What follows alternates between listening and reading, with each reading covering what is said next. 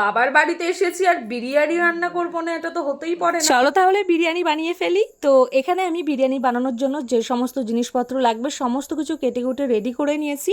আর মাংসটাও ম্যাগনেট করে রেখে দিলাম কিছু গুঁড়ো মশলা আর কেওড়া জল গোলাপ জল দিয়ে।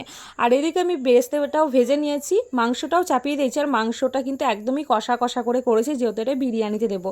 আর মাংসটা কিন্তু আমি আগে একটু রান্না করে নিই, কারণ আমার মনে হয় যেন আষ্টে ভাবটা থাকবে, যেরকমটা আর কি ভিডিওতে দেখায়। তো এখানে এবার আমি রেডি করে নিচ্ছি। অনেকটা ঘি দিয়েছি, কারণ ঘির ভাবটা বেশি দিলে আমার একটু বেশি ভালো লাগে আর কি, তাই ঘিটা একটু বেশিই দিয়েছি। আর এটা আমাদের কিন্তু ঘরেরই ঘি। তারপর আস্তে আস্তে একটা একটা করে লেয়ার কেটে কেটে আমি দিয়ে দিই। গ্রাম সাইডে কেশরটা পাওয়া যায় না, তাই ওটা আমাকে ইগনোর করে যেতে হয়েছিল। বাই দ্য ওয়ে, বিরিয়ানিটা দেখো কতটা ঝরঝরে আর কতটা সুন্দর হয়েছে। ভিডিওতে দেখি মাংসটা হাফ রান্না করে ওপর দিয়ে চাল দিয়ে ভাপিয়ে নেয়, বাট আমি সেটা করি না। আমার মনে হয় যেন কাঁচা ভাবটা থাকে। মাংস রান্নার সময় হালকা আমি গ্রেভিটা রেখে দিই, বিরিয়ানির সঙ্গে মেখে খেতে দারুণ লাগে।